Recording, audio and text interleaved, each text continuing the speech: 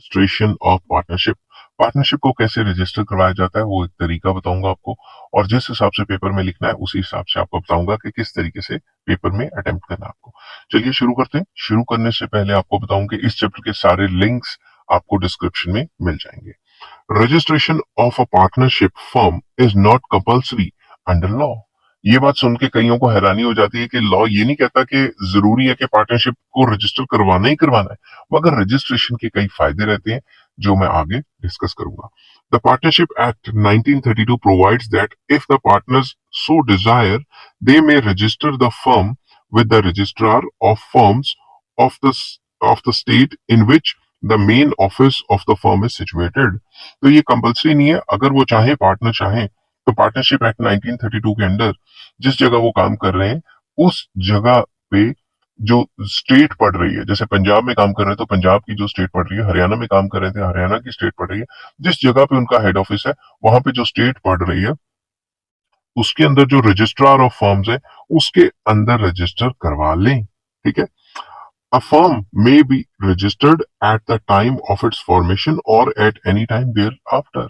कोई भी partnership firm जिस टाइम बनी है क्या पता शुरुआत में ही रजिस्ट्रेशन करा ले, क्या पता 6 महीने बाद रजिस्ट्रेशन कराए, समझ गई बात, तो कभी भी रजिस्टर करवा सकती है। अब मेन मसला है कि प्रोसीजर ऑफ रजिस्ट्रेशन क्या होता है। ठीक है। In order to get partnership firm registered an application is in the prescribed form must be filed with the registrar of the firms।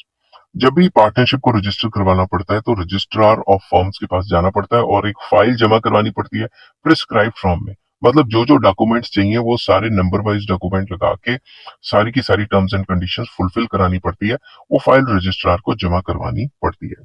The application should contain the following information. जो application देंगे registration कराने के लिए उसके साथ following documentation या following information होनी चाहिए।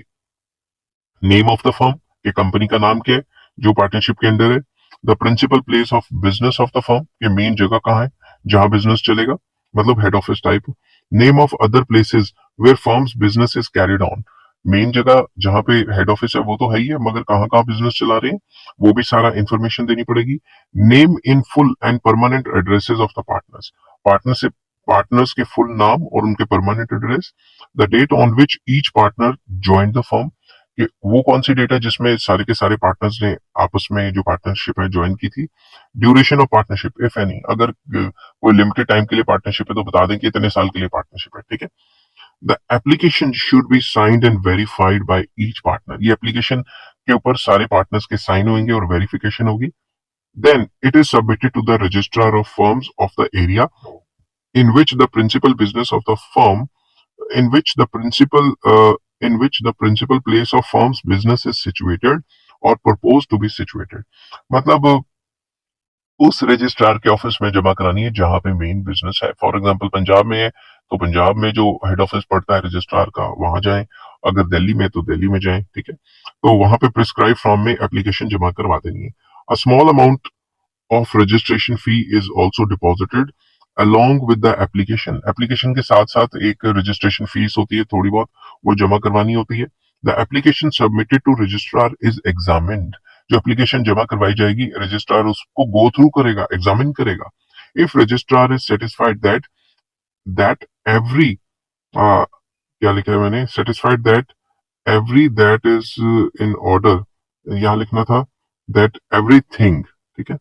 दैट एवरीथिंग, स्पीड स्पीड में कभी कभी हो जाता है, एवरीथिंग इज इन ऑर्डर, अगर वो रजिस्ट्रार कहता है कि हर एक चीज एक ऑर्डर में है and all the formalities have been observed, the registrar shall make an entry in the register of the firms. जब वो देखता है कि सारी की सारी चीजें एक ऑर्डर में है और वो सेटिस्फाइड रहता है कि सारे डॉक्यूमेंट्स जितने थे मिल गए हैं उसे और सारी इंफॉर्मेशन जो चाहिए थी वो मिल गई है, वो जो उसका रजिस्टर होता है फर्म्स का उसमें एंट्री कर देता है। He will also issue a certificate of registration, वो एक रजिस्ट्रेशन का सर्टिफिकेट भी इशू कर देता है।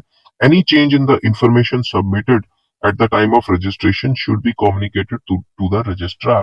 अगर मान लो हमने बाद में पार्टनरशिप में अपना हेड ऑफिस का एड्रेस चेंज कर लिया या हेड ऑफिस की जगह शिफ्ट कर ली तो हमें बाद में रजिस्ट्रार को जाके ये इंफॉर्मेशन कम्युनिकेट करनी पड़ेगी, समझिए बात।